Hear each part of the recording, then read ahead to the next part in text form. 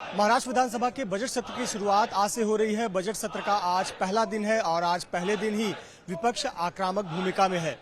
महाराष्ट्र विधानसभा के सीढ़ियों पर विपक्ष मराठा आरक्षण के मुद्दे पर सरकार को घेरती हुई नजर आ रही है। विपक्ष के नेताओं को आप देख सकते हैं। कांग्रेस, एनसीपी, शरद पवार गुट और शिवसेना उद्धव ठाकरे गुट के विधायक विधानसभा की सीढ़ियों पर सरकार के खिलाफ नारेबाजी कर रहे हैं। दरअसल ये मामला मराठा आरक्षण से जुड़ा हुआ है। मराठा आरक्षण के मुद्दे पर विपक्ष का आरोप है कि सरकार मराठा आरक्षण के मुद्दे पर सिर्फ मराठा समाज को फंसा रही है, एक चूरन दे रही है। इस प्रकार का आरोप विपक्ष लगा रहा है। साथ ही साथ भ्रष्टाचार का आरोप भी सरकार पर लगा रही है। दरअसल बीते दिनों जिस प्रकार से महाराष्ट्र विधानसभा में एक मत से सभी दलों ने मराठा समाज को 10% शिक्षा और नौकरी में आरक्षण का जो बिल है वो पास किया, इसके बाद से महाराष्ट्र में मराठा समाज को 10% आरक्षण मिल गया शिक्षा और नौकरी के क्षेत्र में।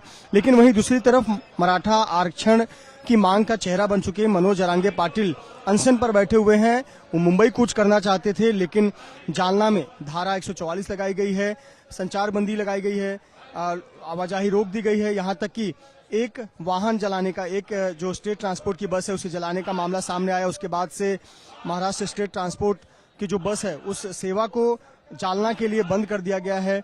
वहीं दूसरी तरफ अब विपक्ष आरोप लगा रहा है कि मराठा आरक्षण देकर सरकार सिर्फ एक गाजर दे रही है, यानी चूरन दे रही है और सरकार मराठा समाज को फंसाने का काम कर रही है।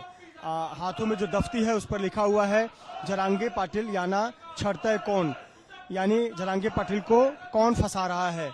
और नीचे लिखा है महायुतीचा त्रिकोण, यानी महायुति जो यहाँ की एनडीए गठबंधन की 3 दल हैं और उनका नाम लिखा गया है। साथ ही साथ आरक्षण जो हक है इस बारे में भी नारेबाजी हो रही है। आप तस्वीरों में देख सकते हैं कि सबसे आगे जो भाई जगताप हैं, उनके ठीक पीछे पूर्व गृह मंत्री अनिल देशमुख हैं, एनसीपी शरद पवार के नेता, उसके पीछे कांग्रेस के नेता बाला साहब थोरात हैं। तमाम जो नेता हैं वो विधानसभा की सीढ़ियों पर सरकार के खिलाफ नारेबाजी कर रहे हैं। हाथों में जो दफ्तियां हैं उन दफ्तियों पर मराठा और ओबीसी इन दोनों के बारे में ही टिप्पणी लिखी गई है कि मराठा समाज को और ओबीसी समाज, दोनों ही समाज को ये महायुति की सरकार फंसा रही है। इस प्रकार का आरोप लगा रही है और आप देख सकते हैं नारेबाजी विपक्षी नेता कर रहे हैं।